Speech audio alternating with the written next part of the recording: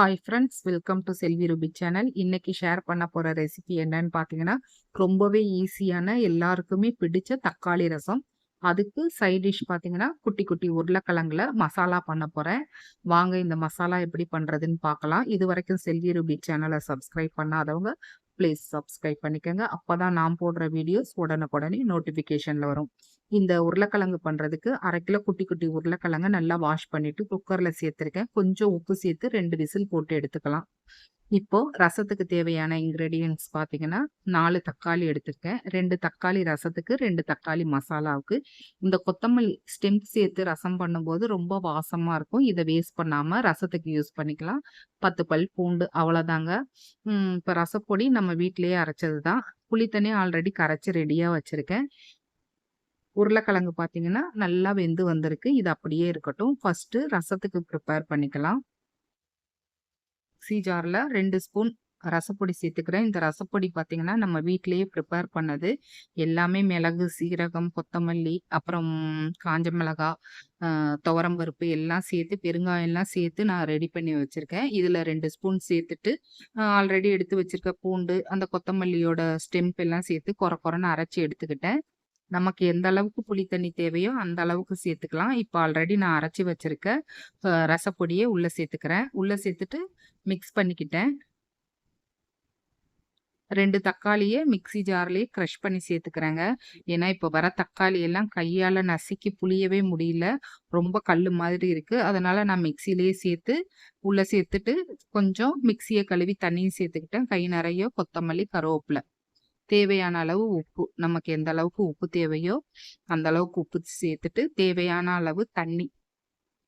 நல்லா ரசத்துக்கு வந்து எந்த அளவுக்கு உப்பு, புளிப்பு, காரம் எல்லாம் கரெக்ட்டா இருக்கான்னு பார்த்துட்டு, தேவையான அளவு தண்ணி சேர்த்து, நல்லா கையால இந்த மாரி கொஞ்சம் மிக்ஸ் பண்ணி குடுத்துக்கலாம். மிக்ஸியில அரைக்கும்போதே பாருங்க, தக்காளி பெரிய பெரிய பீசஸா இருக்கு. இப்ப ரசத்த வந்து தாளிச்சுக்கலாம்.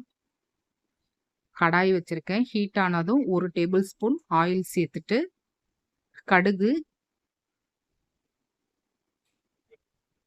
பெருங்காயம்,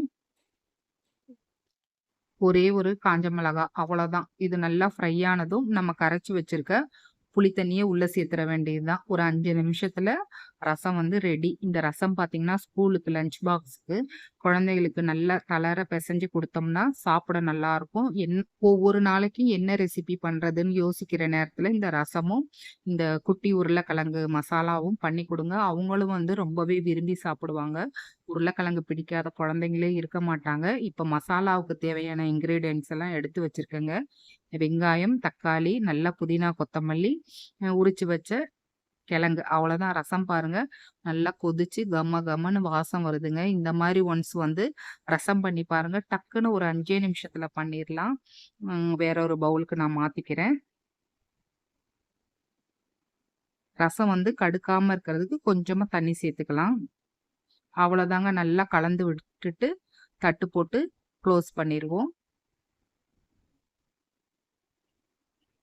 பேபி பொட்டேட்டோ மசாலா பண்றதுக்கு ரசம் தாளிச்ச கடாய வாஷ் பண்ணிட்டு அடுப்புல வச்சிருக்கேங்க. ஆயில் வந்து ஒரு 3 ஸ்பூன் சேர்த்துருக்கேன். ஹீட் ஆனதும் சோம்பு, சீரகம் அவ்வளோதான். தாளிப்புக்கு கட் பண்ணி வச்சிருக்க வெங்காயம்,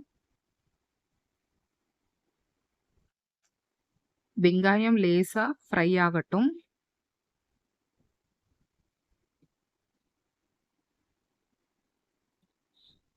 இது என்னன்னு பார்த்தீங்கன்னா, நாட்டு பப்பாளி. நாட்டு பப்பாளி கூட இப்ப ரேரா தாங்க கிடைக்குது. இந்த மாதிரி நாட்டு பப்பாளி கிடைச்சா சாப்பிடுங்க. ரொம்பவே ஹீமோகுளோபின்க்கு நல்லதுங்க. ட்ரை பண்ணி பாருங்க. இப்ப வெங்காயம் ஓரளவுக்கு நல்லா வதக்கிட்டேன்.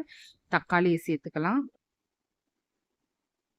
இப்ப கை நெறைய கொத்தமல்லி, கருவேப்பில.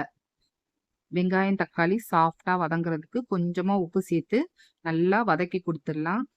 நல்லா ஸ்மூத் பேஸ்ட்டா வதக்கிட்டோம்னா, கிரேவி வந்து நல்லாருக்கும். இப்போ கொஞ்ச நேரம் மூடி வச்சு ஓப்பன் பண்ணி பார்க்கலாம். அதுக்குள்ள இந்த குட்டி குட்டி உருளைக்கிழங்கெல்லாம் நான் குட்டி குட்டியா கட் பண்ணிக்கிறேன். அப்பதான் வந்து இன்னுமே சாப்பிட நல்லாருக்கும். இப்போ இஞ்சி பூண்டு பேஸ்ட் இப்ப பாருங்க ஓரளவுக்கு நல்லா வதங்கியிருக்கு. இஞ்சி பூண்டு பேஸ்ட் கொஞ்சம் சேர்த்துக்கிறேன். கிட்ஸுக்காக ப்ரிப்பேர் பண்ணும்போது ஆயில்ல நல்லா டீப் ஃப்ரை பண்ணி இந்த மசாலாவோட சேர்த்து பண்ணி பாருங்க. ரொம்பவே டேஸ்ட் நல்லாருக்கும். சப்பாத்தி, ரோட்டி, அப்புறம் இட்லி, தோசைக்கும் நல்லாருக்குங்க. இப்ப இதுக்கு தேவையான மசாலாலாம் சேர்த்துக்கலாம். கொஞ்சம் மஞ்சள் பொடி, இது வந்து சாம்பார் தூள் 2 ஸ்பூன் சேர்த்துக்கிறேன். கொஞ்சம் காரப்பொடி. அவ்வளோதாங்க இதுக்கு தேவையான மசாலா. இன்னுமே ரிச்சா வேணும்னா, நீங்க முந்திரி, அ தேங்காய் கொஞ்சம் அரைச்சு சேர்த்தாலும் நல்லாருக்கும். இந்த மசாலாவோட பச்சை ஸ்மெல் போறதுக்காக நான் கொஞ்சமா தண்ணி சேர்த்து இத மிக்ஸ் பண்ணி குடுத்துர்றேன். இத அப்படியே வந்து ஒரு 5 நிமிஷம் கொதிச்சு வந்துச்சுன்னா, இந்த எண்ணெய் பாருங்க இந்த மாரி பிரிஞ்சு வரும். இப்போ தேவையான அளவு தண்ணி விட்டுட்டு, இன்னுமே ஒரு 5 நிமிஷம் கொதிக்கட்டும். வெங்காயம், தக்காளி நல்லா மிக்ஸ் பண்ணி குடுத்துருங்க. இந்த வெங்காயம், தக்காளி கிரேவி கன்சிஸ்டன்சிக்கு வரணும். க்ளோஸ் பண்ணி ஒரு 5 நிமிஷம் நல்லா கொதிக்கட்டும். இப்ப பாருங்க எண்ணெய் நல்லா பிரிஞ்சு வந்திருக்கு. நல்லா மிக்ஸ் பண்ணி குடுத்துருங்க. இப்ப நம்ம ஆல்ரெடி கட் பண்ணி ரெடியா வச்சிருக்க குட்டி உருளைக்கிழங்க உள்ள சேர்த்துக்கலாம். இந்த உருளைக்கிழங்கும் பார்த்தீங்கன்னா, நல்லா இந்த மசாலாவோட கம்பைன் ஆகி வரணும். அதனால அடுப்ப வந்து சிம்ல வச்சுட்டு குக் பண்ணுங்க. ஃபைனலா உப்பு பத்தல. நான் கொஞ்சமா உப்பு சேர்த்துக்கிறேன். உப்பு சேர்த்துட்டு நல்லா மிக்ஸ் பண்ணி குடுத்துருவோம். அடுப்ப நல்லா சிம்ல வச்சுட்டு ஒரு 5லிருந்து 10 நிமிஷம் நல்லா கொதிச்சா போதும். ஏன்னா உருளைக்கிழங்குல மசாலாலாம் புடிச்சு வரணும். இப்ப பாருங்க எந்த அளவுக்கு நல்லா மசாலா எண்ணெய் பிரிஞ்சு நல்லா பார்க்கவே கலர்ஃபுல்லா இருக்கு. இந்த ரெசிபிய கண்டிப்பா நீங்க ஒன்ஸ் வந்து ட்ரை பண்ணி பாருங்க. அப்படியே உங்க குழந்தைங்களுக்கு என்ன ரெசிபி பண்ணி குடுக்கறது ஸ்கூலுக்கு அப்படின்ற யோசிக்கிற நேரத்துல இந்த ரெசிபிய நீங்க டக்குன்னு பண்ணி ஒரு நாளைக்கு குடுக்கலாம்.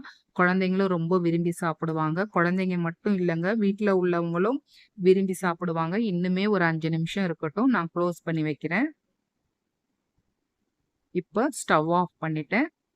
அவ்வளோதாங்க. ஈஸியான மெத்தட்ல நல்ல ஒரு ரெசிபி குடுத்துருக்கேன். இந்த ரெசிபிய நீங்க கண்டிப்பா ட்ரை பண்ணி பாருங்க. ரொம்பவே அட்டகாசமா இருக்கும். குழந்தைங்களுக்கு கண்டிப்பா ஸ்கூலுக்கு ஒன்ஸ் வந்து குடுத்து விடுங்க.